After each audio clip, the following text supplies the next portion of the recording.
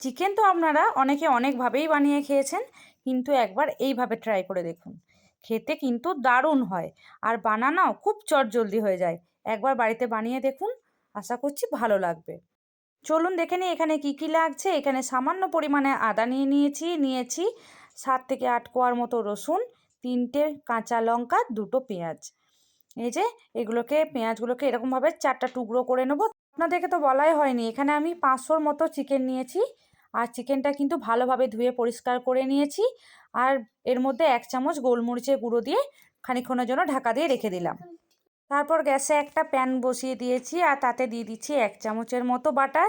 বাটারটা ভালোভাবে মেল্ট হয়ে যাওয়ার পর একটা একটা করে চিকেন আমি কিন্তু এভাবে হালকা করে কিন্তু ভেজে নেব। এরমভাবে 2 পিঠই ভেজে নেব। তারপরে চিকেনটাকে কিন্তু নামিয়ে নেব।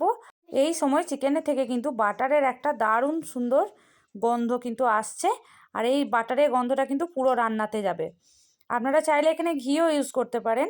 আর এই যে এই বাটার থাকা অবস্থাতে এখানে আমি দিয়ে দিচ্ছি পেঁয়াজ, আদা, রসুন আর কাঁচা লঙ্কা, আর দিচ্ছি 4টের মতো আমন্ড, আর দিচ্ছি 4 মগজ।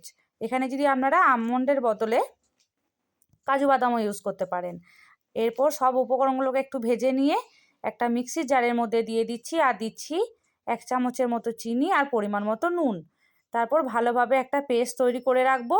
এরপর প্যানের মধ্যে আবারও তেল দিয়ে দিচ্ছি। তেলটা গরম হয়ে গেলে দিয়ে দিচ্ছি এখানে গোটা জিরে, শুকনো লঙ্কা, দিয়ে দিচ্ছি গরম মশলা, গোটা গরম মশলা। এরপরে এখানে যে পেস্টটা আমরা রেডি করে রেখেছি সেই পেস্টটা আবারও দিয়ে দেবো।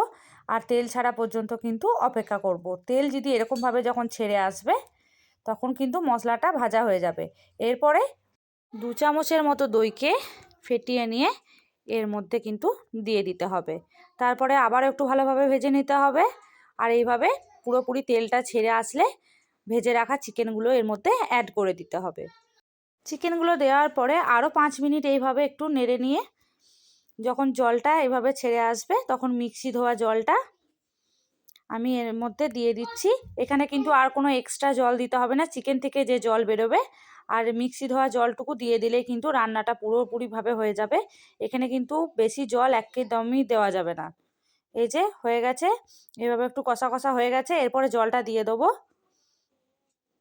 এখানে কিন্তু খুব অল্প পরিমাণে জল ইউজ হয়েছে।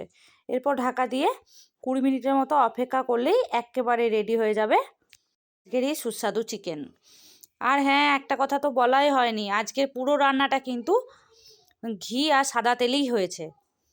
এই যে হয়ে গেছে। নামাবার আগে দিয়ে দিচ্ছি সামান্য পরিমাণে কসুরি মেথি, আর দিয়ে দিচ্ছি 1 চামচের মতো বাটার, আর দিয়ে নিচ্ছি ফ্রেশ ক্রিম। এটা কিন্তু একদমই অপশনাল, চাইলে আর আপনারা নাও দিতে পারেন। আমার কাছে ছিল, আমি তাই দিয়েছি। এরপরে কিছুক্ষণ আরও ঢাকা দিয়ে রেখে তারপরে গরম গরম পরিবেশন করুন। ভাত, রুটি, পরোটা সব কিছুর সাথে কিন্তু দারুণ যায় এই চিকেনের রেসিপিটা। বাড়িতে একদিন হলেও ট্রাই করে দেখুন, আশা করছি বারবার বানাতে হবে। এই যে দেখুন কতটা নরমও হয়েছে।